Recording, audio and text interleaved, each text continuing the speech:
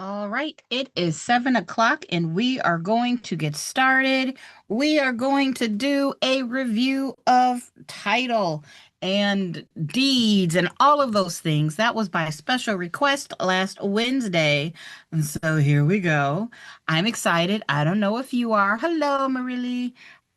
You've been busy, but you watch my recordings. Good. I'm glad that you watch the recordings. I'm just glad that somebody is getting something out of it. Well, no, that's not true. I love doing this with you all. So, I mean, not that I'm not glad that you all are getting something out of it, but you know what I'm trying to say. I'm glad that this is working for somebody. So, as you can see on my screen, I have some information about title. You know what? Maybe I want to do it this way. Oh, you were happy to see Caroline. It passed. Yes. And you will schedule your Cali exam soon. Yes, yes, yes. That is what we want. We want everybody to pass and just, be excited that this just, I love the fact that you all are doing so well. So, like I said, we're going to talk about title, transfer of title, all of those things. Although I'm wondering if I should wait a minute just because the people who said they wanted this, you know what? We'll wait a moment. I want to make sure everybody's got what they want. And what I'm going to do is stop share for a moment and I'm going to press print. I want to be able to write on this for you all. So, give me a second. Let me see if I can make it so I can write on this screen while I'm talking to you so that you all can ask questions and I can explain things. So, I know you're just seeing my weird little quokka face right now, but give me a second. I think I can make this work. Let's see. And of course, as usual, if you all have any questions, you are welcome to ask them. Of course, after we do title of transfer, if you all have any questions or anything you want me to go over, we can do that as well. So let's see, is this going to work? Am I a genius? That last review we did for Caroline on finances is great, and that's what we're going to do now. We are going to do a title session that's going to be just talking about what is title, ownership, deeds, all those kind of things. And what I'll do is I'll also do a shortened version of that for everybody to look at as well. So let's see, did this work? Let me take a look. Sorry, guys. Of course, it's a holiday. I had to. Hopefully, happy Father's Day to anybody who's watching, and they are a father, even if it is recorded. And also, if anybody in the future is a father and they're watching, happy Father's Day. And also, if you are somebody who has a father or had a father or, you're going to be a father, just happy Father's Day to everybody because fathers are the best. And I'm not quite sure what we would do without them. I'm just saying.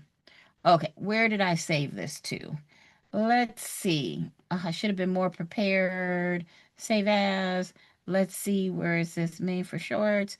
We're going videos, YouTube shorts. Okay, we got this. We got this, guys. Videos, YouTube shorts. And we're going to say made for shorts. And boom. All right. Man, I was not prepared today. So I apologize, guys. I rushed in from my Father's Day celebration to get here with you all, but I think it's going to work now. Let's see if you all can see what I need you to see so that we can make it so that you all can write. Let's try this now. Boom. Here. Give it a second. Hey, all right. That's what I'm talking about. Let's see if we can do this. Boop. Open file. There we go. Boom. Title, transfer of title to real property. So this chapter is one of my favorite chapters because this, and I like to tell people, if you were to go shoe shopping, right? You were to go shoe shopping and you're like, hey, I need something with a heel, and they don't know what a heel is. Or if you ask them, hey, I don't want a boot, I want a sandal, and they don't know the difference, then you're gonna struggle. And this is the basics of real estate. Everything we're talking about today is about, okay, if you don't understand this stuff, how in the heck are you going to sell real estate? So, our legal descriptions. In order for us to transfer title, we have to be able to say, well, what is this house that I'm transferring? What is this piece of property am I transferring? And it needs to be clear. And that means we need to give what's called a legal description. And you see it here, a description of a specific parcel of real estate that's going to be complete enough for an independent surveyor to locate it and identify it. And we know we have three different ways we can do this. It could be meets and bounds, it could be the government rectangular survey system, or you could refer to an already recorded map of the lot and block system. But what we do know, anytime you're talking about giving property to somebody, transferring title, we most definitely want to go beyond our street address.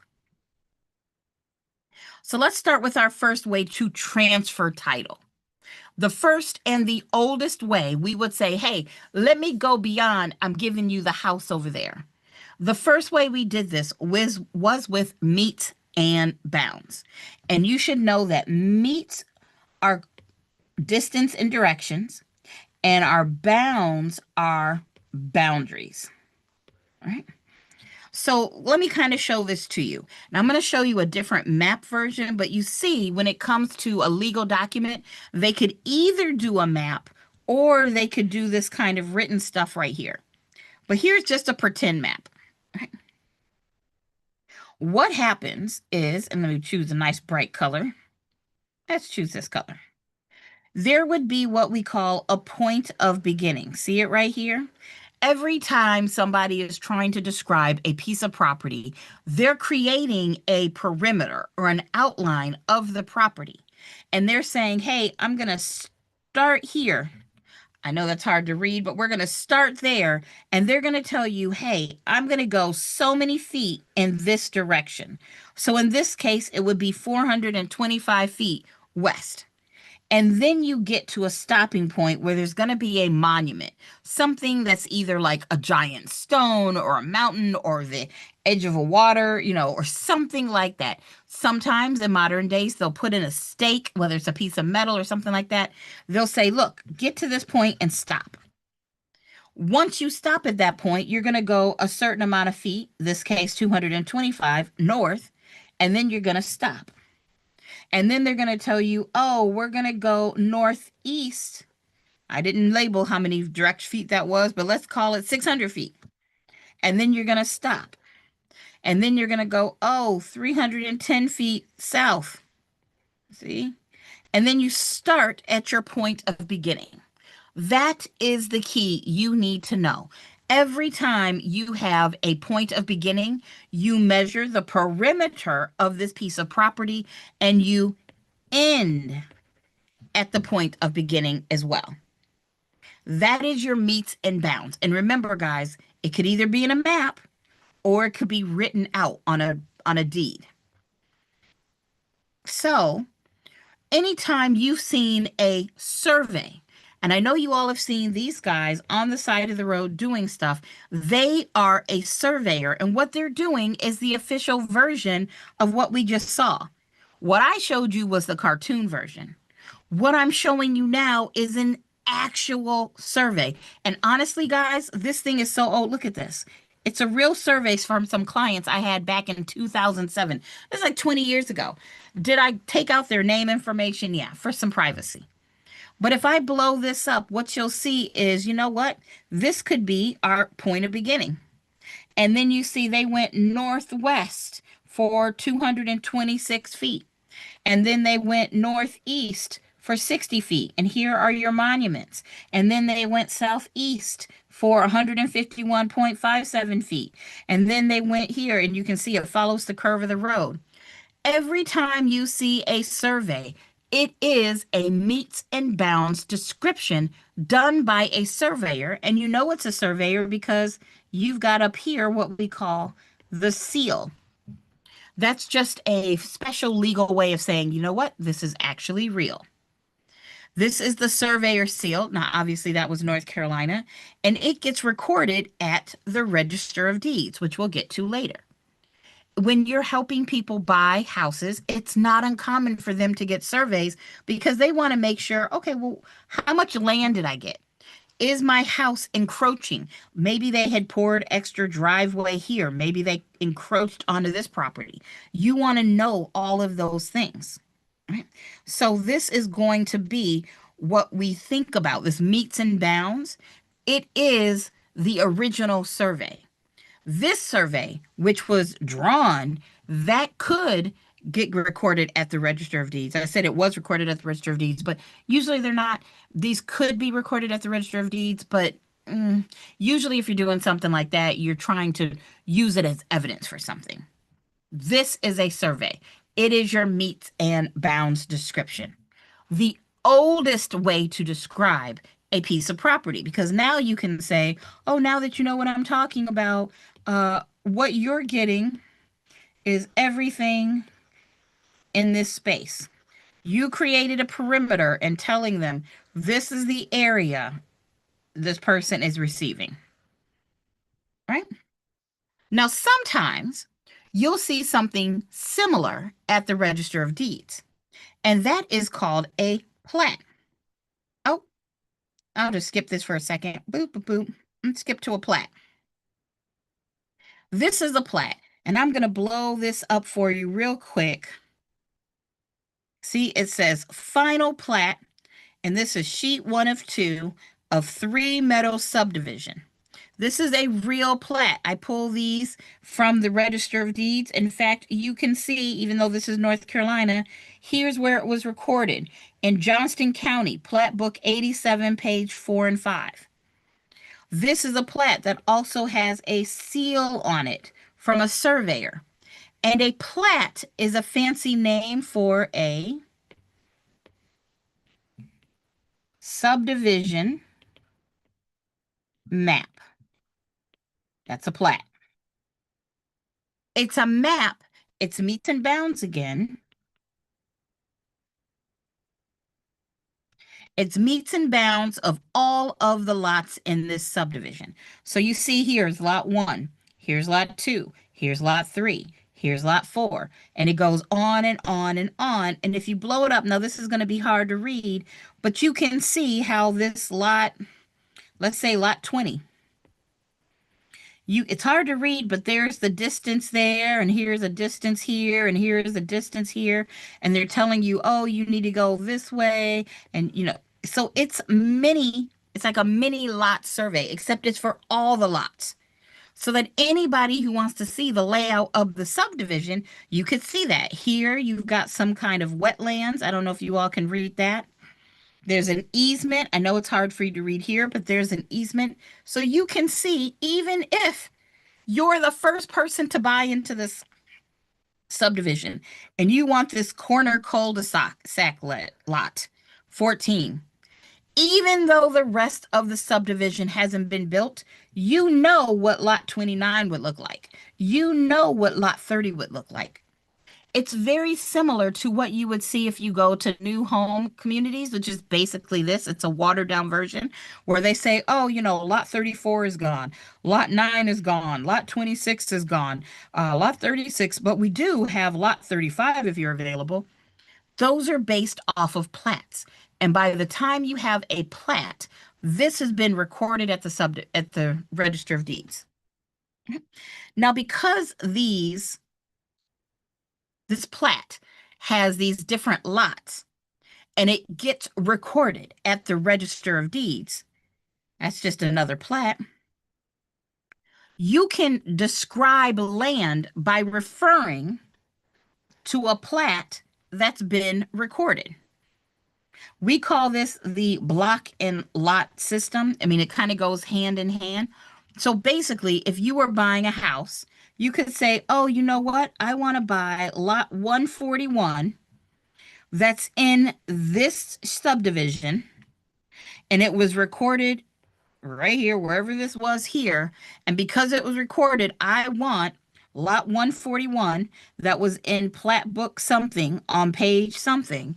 And now everybody's on the same page about what it is you're buying. Make sense? Hopefully so. because those words survey and plat, they're very similar, but a survey is usually going to be one lot. A plat is all of the lots in a subdivision. The plat always is going to be recorded. Usually a survey is not unless it's a part of something else. Right? So when we talk about a lot and block system, back in the day before we had these weird shaped subdivisions, what you would see, especially if you've ever been in like a neighborhood that was older in a city where you have city blocks and then you have a house on a block. Well, you see here the dark blue is a block. This would be a city block. And then that's not how you spell block. Doot, doot, doot. And then this would be maybe 121 Happy Street. That's a lot in this particular city block. And usually, once again, there's some layout of a map somewhere that'll tell you, hey, well, what subdivision are we even in? So they go hand in hand. Remember, so far we've talked about meets and bounds, which is what you see on a survey. And when you have a survey of a subdivision, that's what we call a plat. And on that plat, you'll see lot and block. I know that's kind of small, but hopefully you can follow this here. Meets and bounds is the perimeter of the property. You have an official survey of just that one property. And if you have a survey of an entire subdivision, that's what we call a plat. And on that plat, you can find individual lots that can be part of a block, which is we can refer to a previously recorded document. So we got one way we could just do a plain meets and bounds, or two, we could refer to something that's recorded. But remember, I started this and I said, hey, there are three ways to describe a house or describe a lot: the meets and bounds, the lot and block, and then you've got the government rectangular survey system. Doom, doom, doom. I wish I could have some like actually dramatic music because everybody gets so uptight about this, but it's actually not too bad. It's actually not too bad. However, if we're only going to take one thing away from this part of rectangular survey system, it's the fact that there are 43,560 square feet in an acre. I mean, if you want to press fast forward and be like, I don't care, I don't get it. As long as you know there are 43,560 square feet in an acre, I don't know if you're going to be tested on the rest of this government rectangular survey system, but I do know someplace on that test, they want you to remember the number 43,560, which if you need help remembering that number, sometimes people will say, four old ladies going 35 when they should be going 60. Or some people will teach this as 7-11 because we know 4 plus 3, that's our 7. And then 11 is our 5 plus 6. So 7-11. And then don't forget you need to add a 0. I personally like to remember it even when I took this class more than 20 years ago. I mean, you all can see I was already selling houses in 2007. I like to remember the, sequence 3, 4, 5, 6. I mean, I've known 3, 4, 5, 6 and how to count since I could talk. If I could remember 3, 4, 5, 6, I could remember the number of feet, square feet in an acre, because what I do is I switch the 3 and the 4 and I add in a 0. So if I switch the 3 and the 4, it'd be 43,560, and that gives me 43,560. Is it convoluted? Yes. Does it make sense to my brain? Also, yes. Do I know I have problems? Yeah. But whatever it is, you gotta choose a way to remember this. I once had a student that said Richard Petty, the race car driver, was number 43, and he won 56 races and zero after he retired. I don't know. I don't watch NASCAR, but if that resonates with you, I don't care. If you've got your own sport, maybe your birthday is in April and your mother's birthday is in March and your father's birthday is in May. Look, whatever you need to do to memorize it, just make sure you memorize it.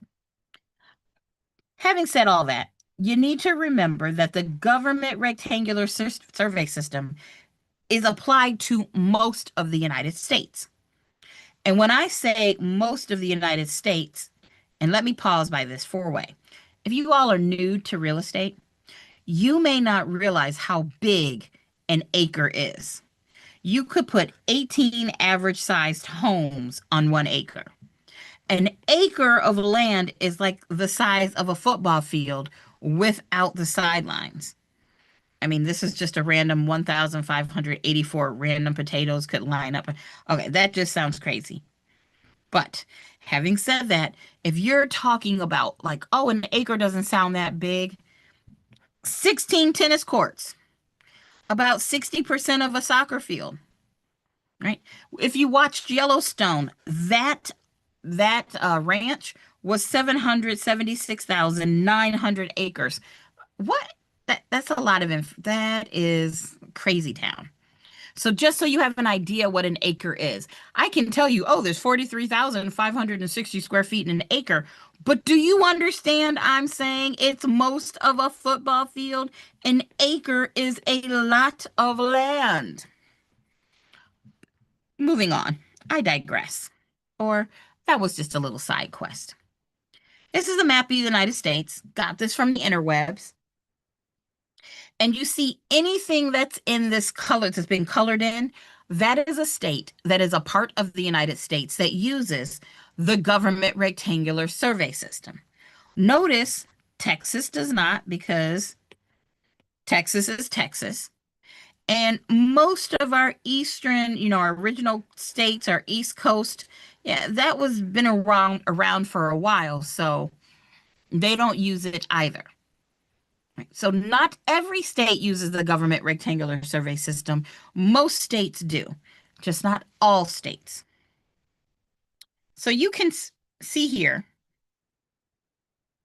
some states are, completely separate, but a lot of these states have different colors in them. So you see how right here, and let me change colors. Arkansas, there's a baseline and there's a principal meridian. And where these two places meet, every piece of land in this green swatch is described by how far is it from where these two lines and this particular color are. So if you look here, that's all of this. If you're in North Dakota, let's say you live right here. This is where you live. Hey, that's your little spot. We're giving a legal description that is saying, hey, how far am I from this spot where these two lines crossed? That's meets and bounds. I'm not meets and bounds. That's the government rectangular survey system. So if you live here, you're going to go in this section and say, oh, how close am I to where this principal meridian and baseline live? If you're in California, you got this one here, you got this one here, you got this one. I mean, it's all over the place. I happen to live in a state now, Michigan, that has only got one principal meridian and baseline. How and why these sections were set up the way they were, I have no friggin' idea.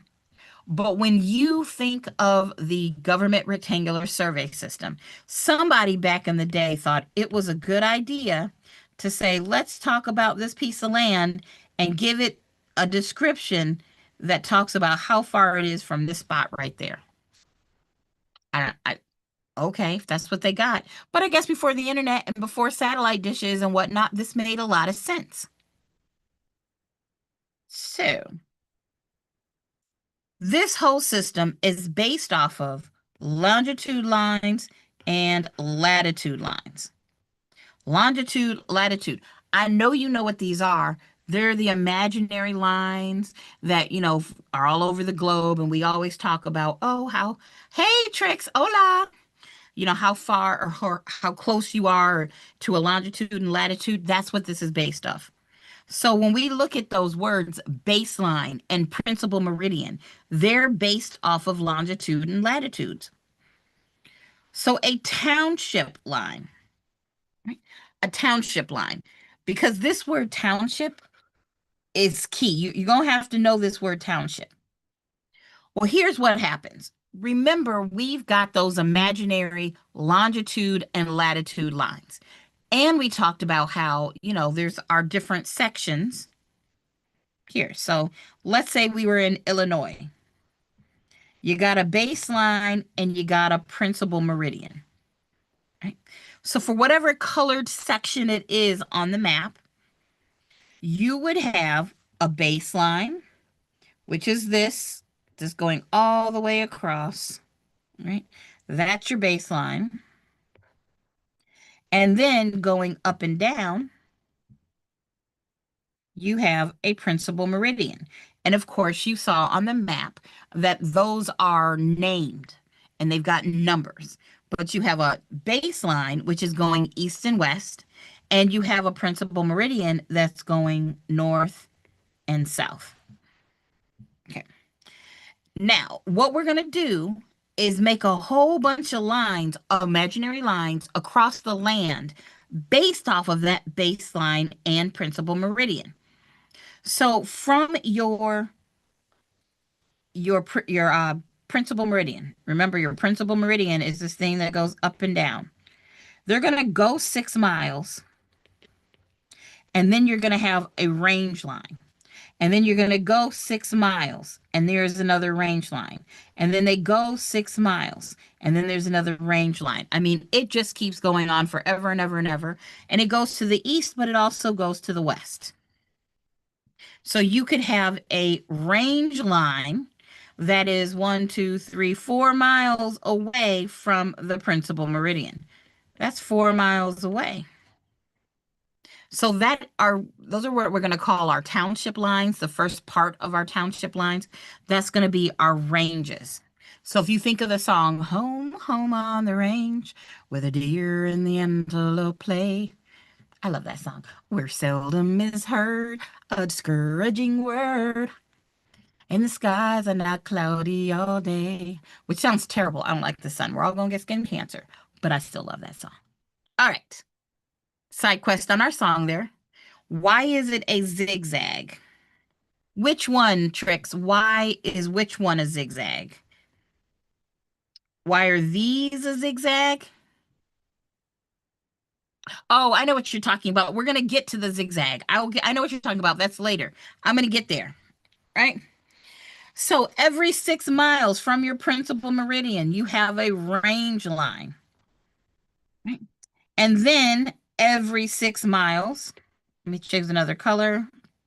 Let's do red.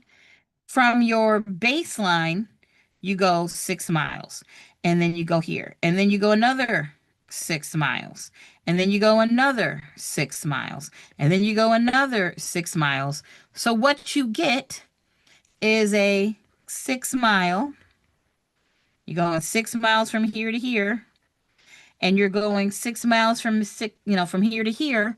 You get this 6 mile by 6 mile block of land, and we're going to call that a township.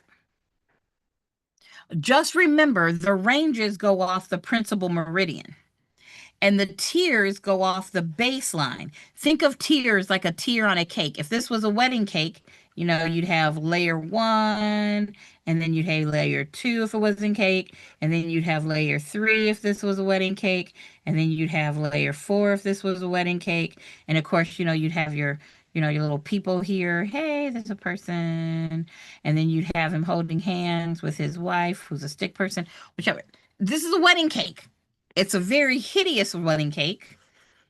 They're still going to color it in. But all of these different levels of your wedding cake, the different levels going up, these are going to be tiers. And just remember, tiers are like tiers on a wedding cake, and ranges go right to left. All right, but we're going to get to that zigzag. Now, because you've created these townships, and really what I should say is imagine this whole thing right here is a township. So all of this that I'm coloring in, we blew it up. Pretend that this is this right here. Because we had different townships. Let's choose a different color. Let's say it's this right here. That township goes 6 miles and it goes 6 miles, right? That 6 mile by 6 mile thing is a township. And what we're going to do is break it into 36 sections. And each of these sections are 1 mile. So 1 mile from here to here. And they're going to be, it's hard to read, 1 mile from here to here. So you take this 6 by 6 mile township and we split it up into 36 sections. And this is what I think you are asking, Trix. You are asking, why is the numbering zigzag? Well, imagine Washington, D.C. is over here. It's to the east. And if you are trying to measure out the land, imagine you have a horse, you're doing whatever, and this guy starts here. He says, you know what? I'm going to measure for 1 mile. And then I'm going to measure for 2 miles. And then I'm going to measure 3 miles. And then 4 miles. And then 5 miles. And then 6 miles. And then you've run out of miles to keep going to the left. We could have him turn all the way back around and count mile 7, mile 8, mile 9, mile 10, mile 11, mile 12. But that sounds like a terrible idea. Instead, a genius, who happened to be Thomas Jefferson, said, instead of doing that, what if we have you, fine sir, once you get here, go down. And now this can be mile 7, and this can be mile 8, and this can be mile 9, and this could be mile 10, this could be mile 11, and this could be mile 12. And we could have you come all the way back to the other side, but nope, let's just start over. And this is mile 13, and this is mile 14, and this is mile 15, this is mile 16. You get the whole point. That's why it's zigzag, because it just makes more sense if somebody was counting this out. You started on yeah, that's the way they would walk without GPS. Yes, exactly. I mean, nobody wants to just start over. It's kind of like when you vacuum and you got those lines and you want to make sure, if you don't want those crisscrossing lines, whether you're vacuuming or mowing the lawn, you want to be very careful and go back where you came. No, ain't nobody got time for that. That's why it's zigzag. And it is important to know you start at the most northeastern corner and you count 1, 2, 3, 4, 5, 6. And then you go down and you count 7, 8, 9, 10, 11, 12. And then you go down. That is really important. We got to know that. So what we've basically done is taken the entire country, and based on this principal meridian and baseline, we've created these townships. And if that's a township, we take that township and split it into 36 sections. I know that's hard to read. I'm sorry. But you get the point. All right. Moving on, like a shortcut. Yeah, like a shortcut. Exactly. Okay. So now you got this 1 mile by 1 mile right here piece of land because it's a section. This is 1 mile from here to here, and it's 1 mile from here to here. That is a lot of land. And just in case you don't understand how much it is 640 acres. If you took 640 football fields and laid them out, that is the size of a section, right? That's 640 football fields. I don't know about you, but that sounds like a lot. So what they did is they said, look, we may have a section that still has 640 acres, but that's too much land. That's still too much land. Let's let's further split this up. And so what they do is they quarter it. They said, okay, we've got this section right here. But what if we were to quarter this? So now this would be the northwest quarter, and this would be the southwest quarter, and this would be the southeast quarter, which, okay, that's fine. But then they're going to quarter that again. So they would take that and they say, hey, let's quarter that. And now you would have a quarter of a quarter. And here's a different quarter of a quarter. And here's a different quarter of a quarter. And that's still a lot of land. So they would say, all right, let's split it again. And they would say, oh, let's quarter one of those sections here and here. So now this would be a quarter. And this would be a quarter. And this would be a quarter. And oh, look, that's still a lot of land. So what are they going to do? They, so itty bitty, quarter it again. So now you have a quarter. You have a quarter. So what I'm saying is when you have this section, we're going to quarter it.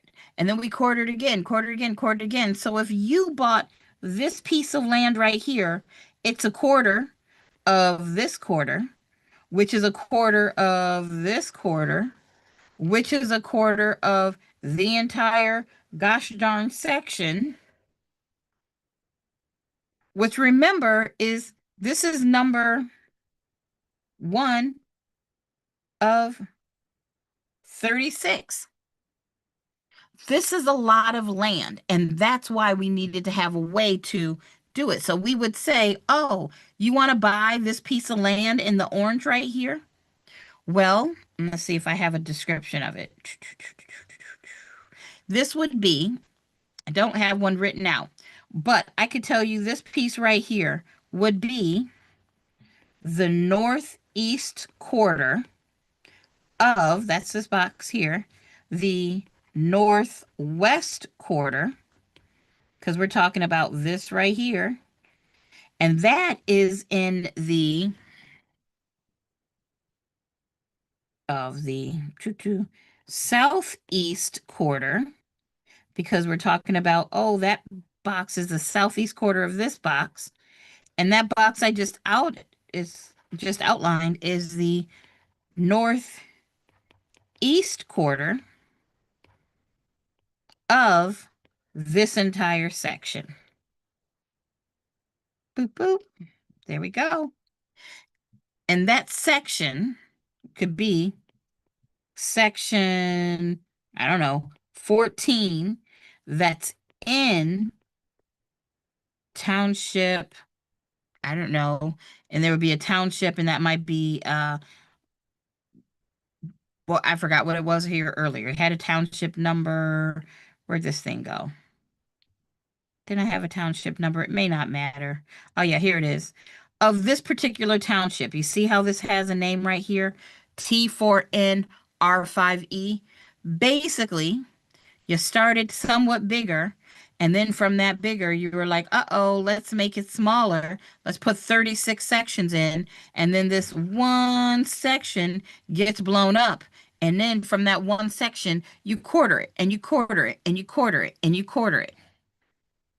So hopefully that makes sense. I went over it pretty quickly, but I think you all know I have a YouTube video that goes into a much better, not hand-drawn version of this. But it makes sense. If you watch this or you listen to this and you're like, okay, yeah, that kind of tracks, that makes sense, then you have an understanding good enough for this test. You're not studying to be a surveyor, so don't stress. Stop it. So what else do I want you to know about this section? I want you to remember there are 36, and let's make that better. Whoosh. There are 36 sections in a township. Remember? And that was what went all winky dinky. Went this way and then this way, and then we went this way, and we went this way, and then we went down here and went that way and that way. There was 36 of those. There were 36 sections, and each section has 640 acres. You got to know that. Then you also need to know that since every section has 640 acres, right? Because a section is going to be 1 mile by 1 mile. And by the way, a mile is 5,280 feet. 5,200 feet. And I teach that as 5 tomatoes, 5280, 5 tomatoes. We know there are 640 acres and there are 43,560 square feet in an acre. It all comes together. Whew. Honestly, ain't nothing to it but to memorize these numbers. I mean, there's all sorts of numbers in this section, but what I'm going over are the you better know this before you even begin to think you are ready for this test kind of stuff. The stuff I'm talking about today is bare bone knowledge. If you're going, oh, I need to review that again, then you're not ready for this test because this is bare bone. Right? But that's okay. So remember, all of that was because we said we have to describe title, describe what you're selling. And we had meets and bounds. You could refer to a plat, a neighborhood map. And then third, we said, oh, we've got the government rectangular survey system. There's no right way or wrong way to do this. If you're in a state that has the government rectangular survey system, that may be what you're going to do. If you're in a state like North Carolina that doesn't use it, it's really going to depend on how old is the property. If you've got a property that started transferring hands in the 1600s, I hate to break it to you, there's not going to be a plat for that. But if you've got a modern home, there's probably a plat. So it just depends. What do you have? And a lot of times, in fact, I was talking to my friend's kid the other day, like, why am I learning algebra? I'm never going to use it. Actually, you will use some of this algebra. Actually, when you all go to sell a house, you want to make sure that what you're selling is what the seller owns. You want to make sure what the buyer is buying is what they're looking for. Understanding what a legal description is and making sure you put that information into a purchase contract. Oh, so important. That's why you have to know it. So we got those 3 ways to describe it. Well, now that we know what we're selling and we've put a name to it, it's kind of like you go to a therapist. You can't fix the problem if you don't understand that there is a problem, if you can't name the problem. Well, okay, fine. We named the piece of land. Now that we know what it is, the question is, what are we going to do with it? And the answer is to that, we're going to transfer it to someone new. So when you learned about estates in class, remember, if you have an estate, you have an ownership that allows you to live there. If it's a freehold estate, you mean you own it. and you can live there. So if you want to transfer that ownership to somebody else, then you could either die and it's going to go to your heirs because of intestate succession, or you could die and you have no heirs and you left no will and it escheats to the state, or you could die. I'm saying die a lot. And it could go to whoever you told it to go to in the will. And just remember, there is a difference. You know, you got devise here. We talked about demise the other day. Device, demise, just putting it out there. Important vocab words. Now, if you don't want to die in order for this to happen, you do have some other options. You could simply give it to somebody by giving them a deed. Somebody could basically steal your property with consent of a judge. That's called adverse possession. Or maybe the government needs your property to put up a new fire station. They could condemn it, say you can no longer live here, and then claim it as their own under the government's power of eminent domain. Or you could mess up, not pay your mortgage, and it gets foreclosed upon, and now they need to sell it to get their money back. Hey, there's lots of reasons why, you might be transferring. Did I just say that right? The bank, you messed up on your payments. The bank is going to sell it, get their money back. I want to make sure I said that right. But either way, lots of different reasons why you might transfer this ownership. So we know that there's deeds, and a deed is what we call voluntary alienation. Why is it voluntary alienation? Because you chose to do it. That's the voluntary part. Right? And it's alienation. You're giving it to somebody else. And if you're giving a deed, you must be alive. So if you want to give somebody else a property, alienate yourself from ownership while you're alive, you could give it as a deed to somebody, or you could give it to the government, and that's where you're giving land to the government, you're dedicating it. Well, you might choose who you want your property to go to when you die, and you would do that by creating a will after you die. And if you die, well, let's come over here. If you die and you have no will, and that says will, you have no heirs, then, did I spell heirs right? Yep, I did.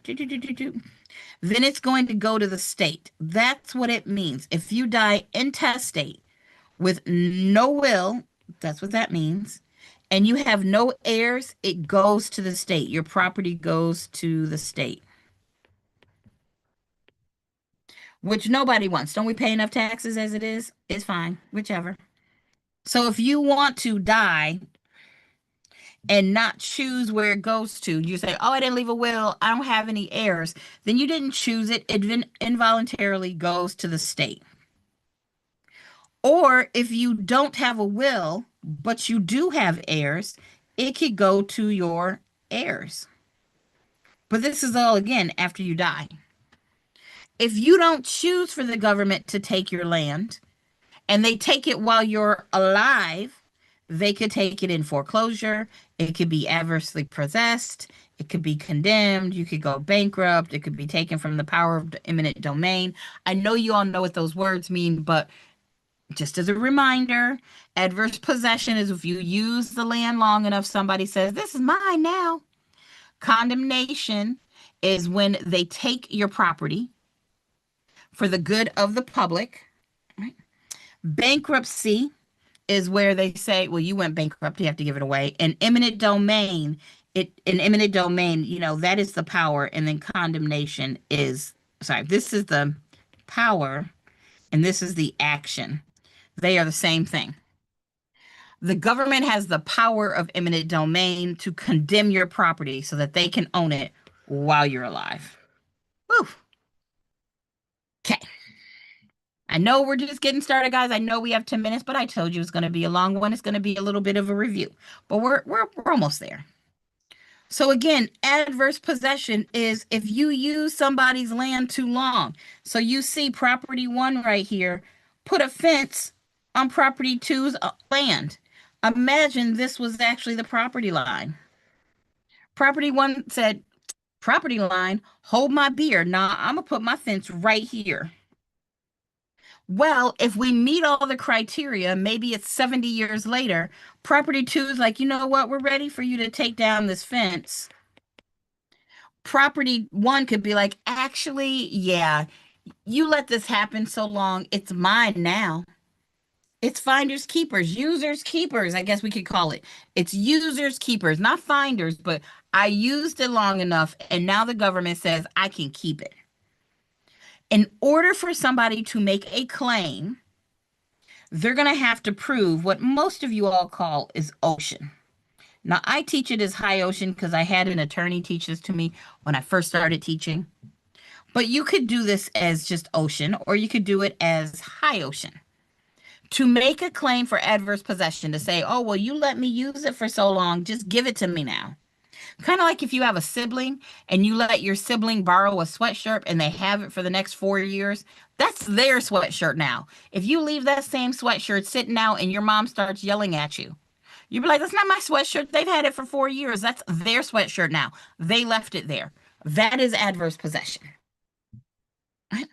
So you would have to prove your use was open, everybody knew about it. It's continuous. It has to happen for a certain amount of years. How many years? Depends on your state. Exclusive, you don't care about that one. It needs to be adverse, meaning you never had permission, and the use has to be once again notorious. Everybody had to know about it. Now, again, I teach this as high ocean. Your use has to be hostile and it has to be intentional. And again, hostile means you had no permission.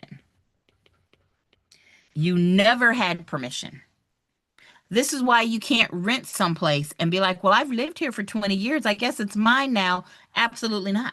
Because when you rented, at some point you had permission, and now you're getting your head adverse possession claim thrown out of court. It doesn't really happen as much as you all think it does, but it is a real thing. Right? And with my luck, it would probably happen to me. I'd be like, what? That hadn't happened to anybody in the last 40 years. Just me? Okay, fine. But adverse possession is something they'll test you on. The use has to be open, continuous, exclusive, adverse, and notorious. Now, if you're trying to give somebody ownership or title to a piece of land, they want it to come problem free. When you say cloud or color on title, there's a claim, encumbrance, or condition which impairs the title. We're saying it's dirty. It's not good, clean title. It's colored. It's got yucky mud on it, right? Or it's clouded. It's not clean. It's dirty. That's what we mean a cloud on title. Your ownership or your right to own it is kind of it's a little shady. We're not sure what's going on there. That's what we mean by color or cloud on title. Remember, and let me take a sip of water, but if you all have questions, because I am going somewhat fast here, if you have questions, just drop them in the chat, or I can slow down if I need to. All right. So remember, a deed is the instrument, the piece of paper that conveys property. It transfers or conveys the property, and title is the right to ownership. Think of a deed like cash, and think of a title like uh, cryptocurrency. I can spell crypto.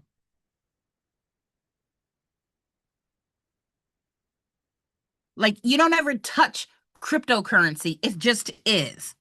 You don't ever touch title. When we're talking about houses, it's the right. When you have cryptocurrency, you can't touch money. You have the right to the value of it.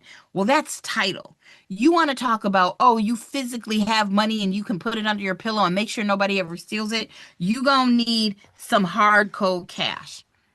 A deed is the hard cold piece of paper that conveys property, and what they're conveying is the right for you to own it.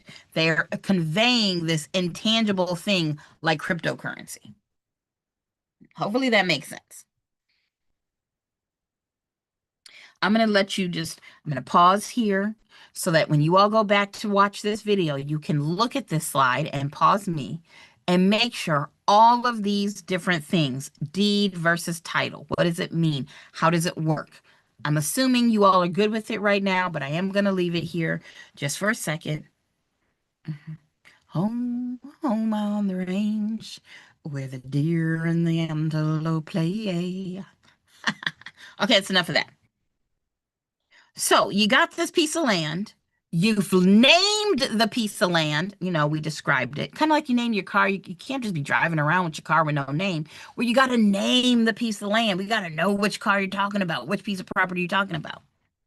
Well, now that you want to give it away, and voluntarily, I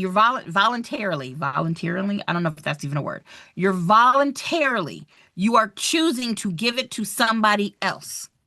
That's when you are going to use a deed. A deed transfers property, and it must be in writing. Why? Because of the statute of frauds. We know the statute of frauds says, hey, things that are transferring ownership and real property, they got to be in writing. Well, that doesn't mean you're just going to put your name and their name and an address, a mailing address, even that's not going to be good enough. You need one of these fancy ways to describe it. The piece of paper you would use to say, hey, dear you, Candace wants you to have this property. That what transfers title is this deed. So what would have to be there is all of these things. It's got to go beyond just a name and an address. It's got to have names of both the grantor and the grantee. It cannot not have a grantee. And remember, the grantee is the new owner, because the ors and the e's, the e means this person is receiving, and the grantor is the person giving the piece of land. It's got to have words that say, oh, we're transferring ownership. It can't be like, hey, you're invited to, Cindy Sweet 16. Absolutely not.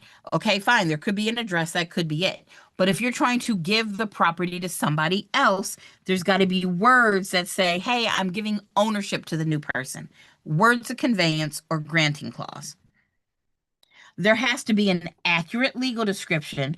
We got to go beyond a mailing address. The grantor has to be legally, of age and have the capacity to sign. That deed needs to be delivered and accepted voluntarily. You can't just throw a piece of paper with all of this information in somebody's window and be like, "It's all messed up. You're going to need to clear it with the EPA," and then you think they're going to be responsible. In order for a deed to actually transfer title, then the new owner needs to have it delivered to them, and then they must voluntarily accept it. And then, of course, it needs to be in writing. So there you go. All of these things are the elements of a deed that have to be there, or I like to teach it as I get paid with every deal.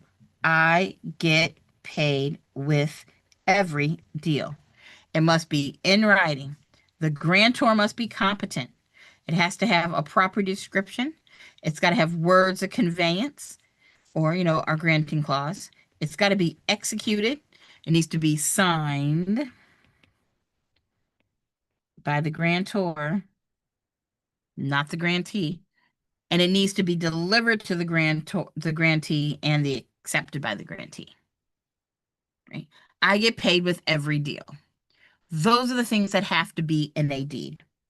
However, what fun would this class be if we didn't make it confusing? Not only are they going to test you what has to be in a deed, they love, love, love to teach you and test you. Hey, do you know what doesn't have to be in a deed? Well, actually, no, test person, I don't, because I'm not an attorney. I shouldn't be writing a deed. But they want you to know it, so I'm going to teach it to you. These are things you would think have to be in a deed, but by some random stroke of law, they sound like they belong, but they do not. It's kind of like that Sesame Street thing. One of these things is not like the other. Like all of these things, yay, have to be there. These things, boo, don't need to be there. So I teach this as a diva can shop with riches. The A stands for acknowledgement, otherwise known as it needs to be notarized, or it doesn't have to be notarized. Should it be? Yes. Must it? No. These are non-musts. I don't even know if that's a word. Non-must haves. So when you have a deed, it seems like a good idea to have a third party say, yeah, this person really did want to give the house. They didn't forge anything, but it's not required. It's a non-essential element of a deed. Deeds don't have to be dated because most of you all are in states where if you got two different deeds that both say the same thing, well, then whose house is it? As far as the law is concerned, who got to the register of deeds first? Because that's whose house it is. There doesn't have to be consideration, which is a fancy way of saying money. There doesn't have to be a transfer of actual physical money in order for a deed to happen. It doesn't have to be sealed. Remember, we were looking at the video, not the video, the plat of the, get my words right, the survey of the lot. We were looking at the plat, which is a subdivision map. And both of them, I showed you those seals. It's an extra promise that what you're getting is good information. Hey, Caroline. Hello. Hello. Actually, I have a favor for you, Miss Caroline. I'm going to email you later. I need a little small favor, but you know you are always welcome to come and say hi. You can also, if you want to, give us an update if you want on how you're doing. And again, I was telling somebody the other day, now that you're done with your test, you are always welcome to come in and be like, Candace, I don't know what to do next. And I am going to give you a free session, but you can always ask in here too. All right. So they don't have to be sealed, they don't have to be witnessed, and they don't have to be recorded. You don't have to brush your teeth every day, but the rest of us would really like it if you do. That's like recorded. You don't have to do anything, but should you probably? Yeah. Mhm. If you want protection from the law, you should probably have that deed recorded. A diva can shop with riches.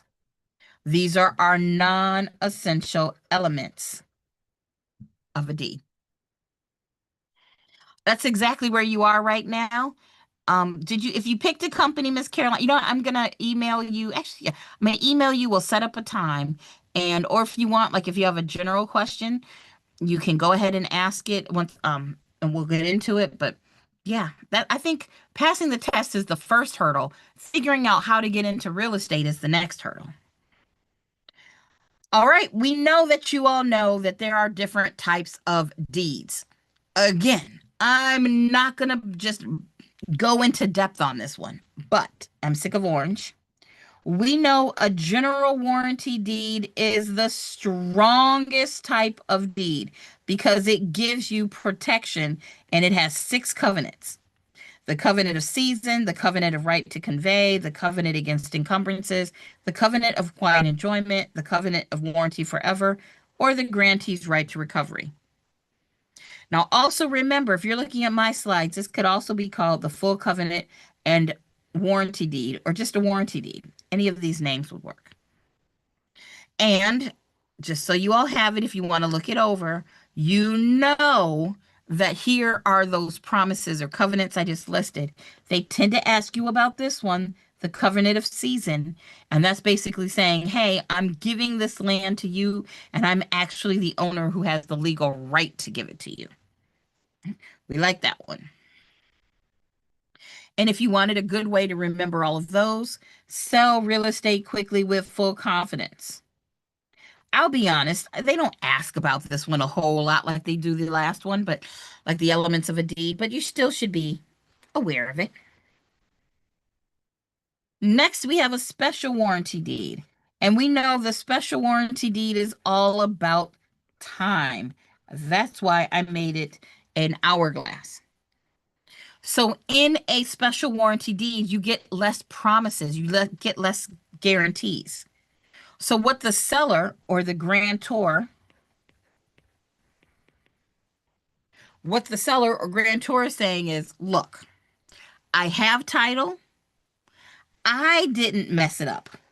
The current owner didn't touch it. I didn't mess it up. Maybe the person before me did, but I didn't mess it up.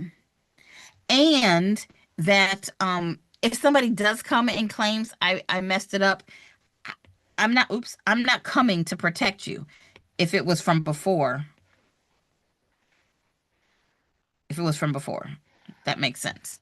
So if somebody were to, let's say I sold my property to Caroline, and 6 months later they come and they go, "Hey, Caroline, I know you didn't do it, and I know you bought the property from Candace, but the person who owned it before Candace, they totally messed this up. They messed up the title work. They messed up, oh, you're supposed to get 4 acres instead of 6 acres." Mm. And a special warranty deed, this is the owner saying, I'm only promising I didn't mess it up. The person that owned it before Candace, they were a real, I'm going to swear, they're a real dirty mess. I won't swear. They're a real dirty mess. And so I can't help you with the ownership before me. I'm only promising that Candace didn't mess it up. That makes sense? Yes. When your license is in process, what do I do? Can I go to a broker or do I wait for my license? You know what? In California, I'm not sure, but by the time, send me that email, I'll look into it. And by the time we meet and I can give you some questions you need to ask, I will have that answer for you because I'm so proud of you. So proud of you. All right. Our last, not our last type of deed, our third type of deed that I'm going to ask you about is a quitclaim deed, which I like to call hot potato. If somebody gives you a quitclaim deed, they're just going, it ain't mine anymore. My name is Bennett. I ain't in it. Not my problem. I'm not even telling you I owned it. I'm saying I have nothing to do with it. Don't call me. I don't know you. I was never here. You get no promises with a quitclaim deed. Right? So sometimes it happens to be used in foreclosure sales. Banks will be like, I'm not interested. Look, I didn't even live here. We just wanted to get our money out. Look, we don't know what somebody did or didn't do, what taxes they paid or didn't pay. We're just saying it's yours now. So it's usually used to clear a title defect, like a mechanic's lien or something like that. But it can find, its way in lots of different real estate situations. And there's no warranties and there's no covenants. For some of you all, you're in states where you use what's called a grant deed, and the grant deed is like above a quick claim deed, but not as cool as a special warranty deed. Also, not all states use grant deeds, so just be careful with that. So in that, you only get two guarantees. This is the owner, the current owner saying, look, I didn't sell it to anybody else. And as far as I know, there's no monies owed or other encumbrances going on here. Okay. Now, just as a review, you do have other types of deeds. That's a question for another class, but just make sure on this list you understand what each of those are. And I'll take a second so you can look at this as well. This is talking about different deed types. So deed types are going down. And then what they promise you, some of the promises are right here. So that's, if you need this information. So if you want to remember our different types of deeds, good students bring quality. General warranty deed, special warranty deed, bargain and sale deed, and a quitclaim deed. General warranty, special warranty, bargain and sale, quitclaim. This, remember, has 0 promises, and this one has all the promises. So when you're looking, trying to figure this out, good students bring quality. It's also in the order of strength. Yay, you're gonna call. a couple of brokers. I have a video on what to ask, but I will do a one-on-one with you as well and make sure you know exactly how comfortable you are with everything. All right, we're almost done with this chapter. You know that title is what you have. It's that non-tangible. It's our cryptocurrency. It's that right to own something. So, how do you make sure that what you're getting isn't bad? Just like if you went to the store and you bought some meat, you would check the meat for the expiration date and make sure it wasn't a week ago. Okay, that's meat. When you buy a piece of land, you're going to want some assurances that what you're getting is good. Assurances. So, what do you do to make sure you're getting good title when you want to buy a house? First, you ask for a warranty deed. Remember, the warranty deed was the one that covered the most stuff. Look at it, it covers the most stuff. Yeah. So if you want to make sure you're getting good ownership, say, look, when you give me ownership of this house, I want a general warranty deed, which says if somebody comes and knocks on my door and says this is their house, you are going to pay to fix it for me. You're going to fix this. We should not be doing this. Now, in North Carolina, we have something called the OTP, which is our offer to purchase contract. That's where it's stated. But if you're in another state besides North Carolina, you need to look at your contracts and know, what does your contract say about this? That's one good way to make sure you're getting good title. Another way is to do a title exam. You know what it means to have things recorded. It kind of goes into an oven. Into an oven. Where did I get that from? Into an oven. Well, I guess it's kind of like an oven. It gets all warm in there. Either way, you know what it means to have something recorded. You can pay somebody to go to the Register of Deeds and look and see, are there any liens or encumbrances? Or remember, we talked to color of title, cloud and title. You can have somebody check to see, is anything shady going on here? I should hope everybody buying a house has this done first. And when you have the title or the chain of title, who owned it, kind of like that line in the Bible, and this person begat that person, and this person begat that person, and this person begat that person. You pay somebody to find all the begats and make sure if there's any remaining liens or encumbrances, they are taken care of before there's a new owner. Now, when the person goes to check the Register of Deeds, they're getting a chain of title, which is just a history. This person begat that person, who begat this person, who begat that person. You could do an abstract of title, which is, in your opinion, when you get some more details, what do you think is going on here? But you're not an attorney. You can do research as a non-attorney, but at the end of the day, they want somebody with a legal degree to look at everything. So when they do a title exam, they want somebody with a law degree to make sure there's no liens or no other encumbrances that are coming to bite you in the butt. So when you do a title exam or you hire somebody to do the title work, it's one of the ways you're trying to make sure you're not getting swindled. You're getting this title examination, you're getting a chain of title, you're getting an abstract of title, you're getting the attorney's opinion of the title. Okay. You want to make sure it's definitely your house? Record the deed. Record the deed. Do deeds have to be recorded? Well, let's go see.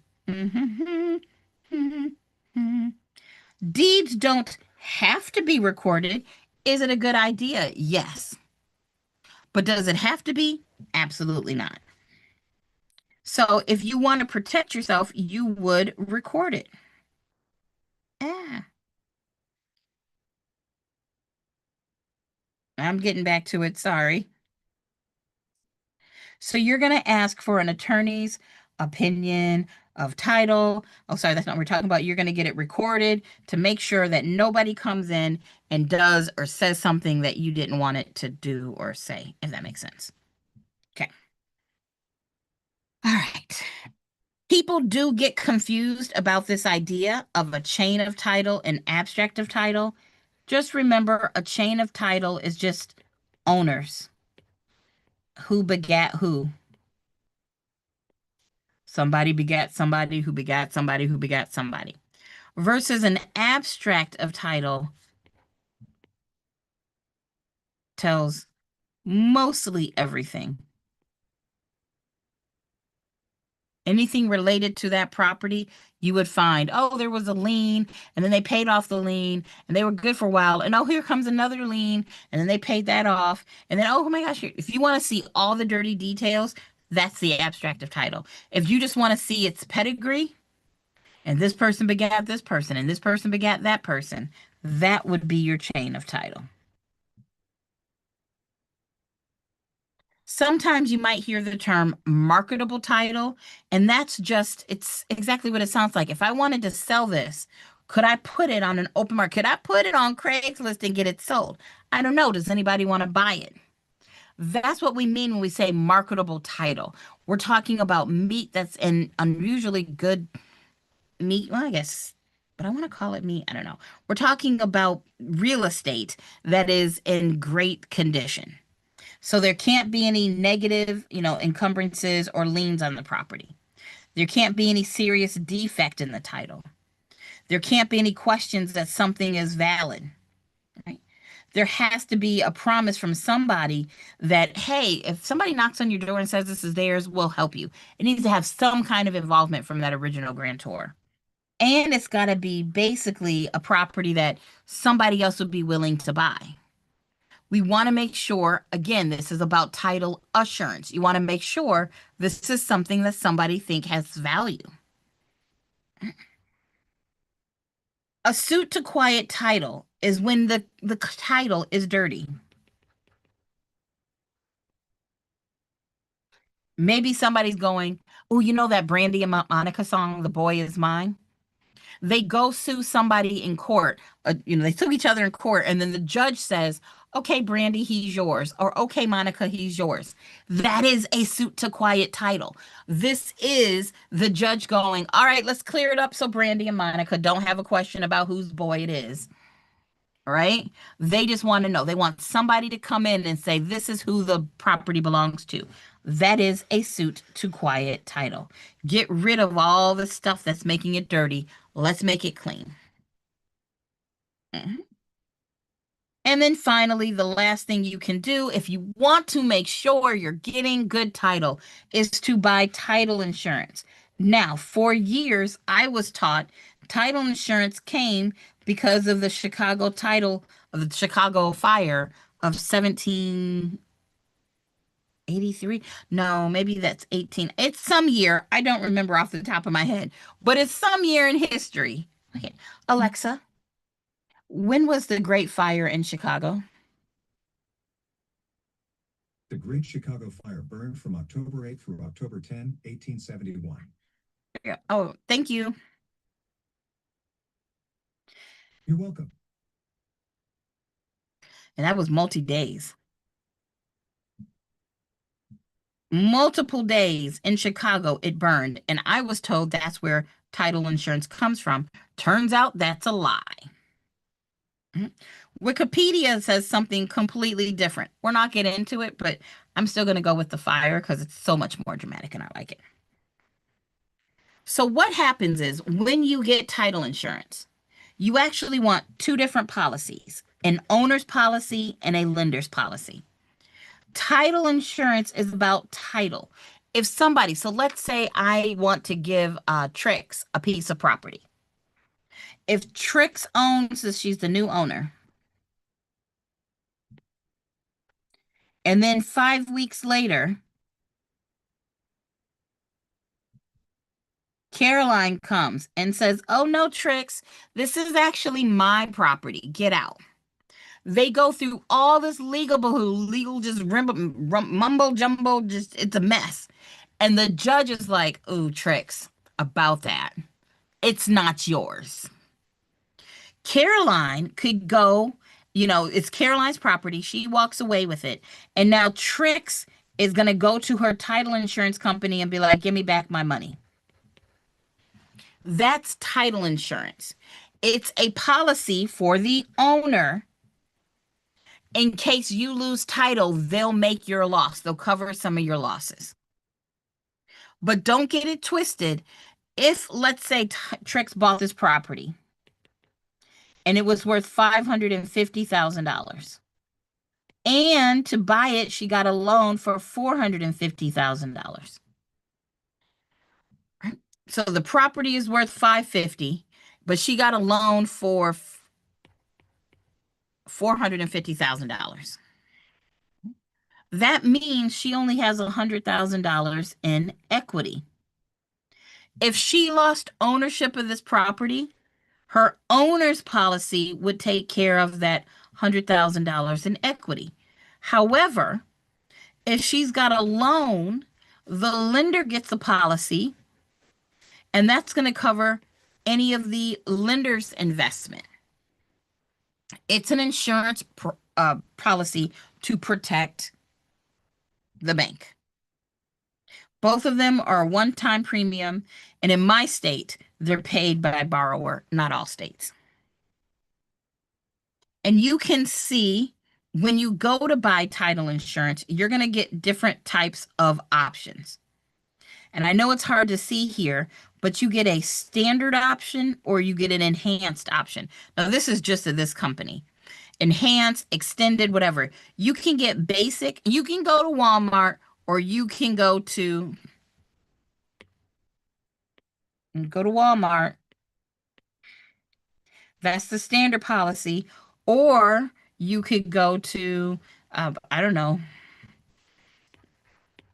Nordstrom.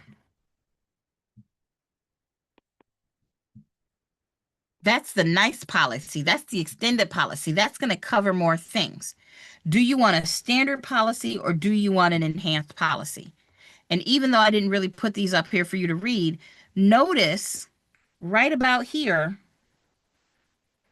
if you just got the standard policy, you're not covered on any of these things. That's supposed to say no, but that was awful.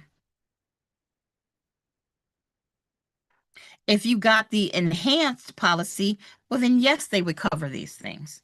So you just need to understand as a basic idea that title insurance protects both the borrower and the bank. Now, what it protects from, it depends. Which type of insurance policy did you get, standard or enhanced? Now, this is from a title company called Old Republic. I like them. I like them a lot. But there's other companies here. You see, this is from a company called Investors Title. And they have what's called, just an owner's policy. And this one's a homeowner's policy. This is our extended coverage. And this is our basic.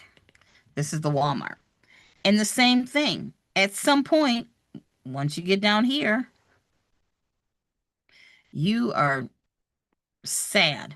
They would not cover if any of those things happened here on a standard policy.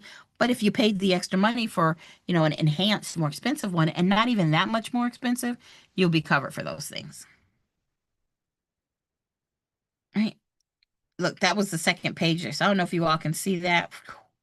Look at that list. It starts on this page, and none of this right here is being covered. And none of this is being covered when you could have just gotten the extended policy and covered all those things. Talk to your title insurance person what you need. So you got things that are covered by a standard policy. There are things that are covered by an extended or enhanced coverage. And there are things that are not covered by either party. This is probably in the weeds, but I wanted to give it to you so that if you want to read it on your own, you can.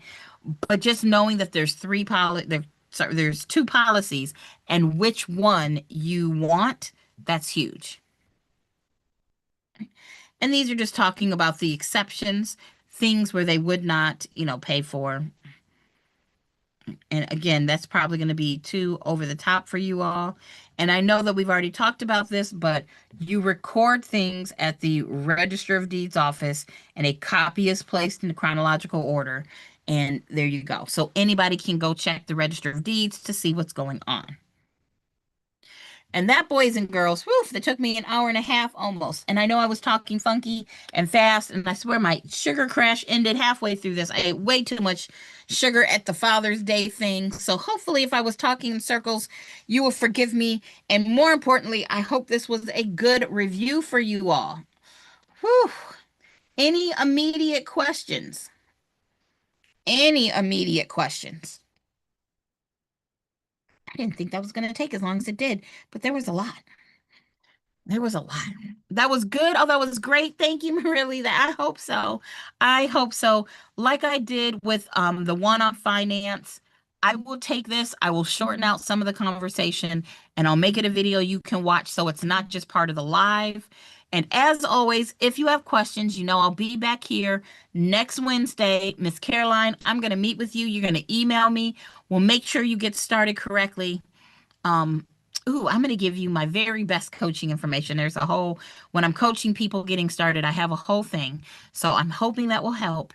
And guys, I'm going to go take a nap from my sugar crash. My sugar crash just, it came while I was teaching. So if I didn't make sense, let me know and we'll do it again. But guys, happy Father's Day. I hope you too had a lot of sugar. Maybe you didn't get to crash, but I hope you two had a lot of sugar and you enjoyed all the amazing fathers and grandfathers and all the men in your life. Bye, everybody.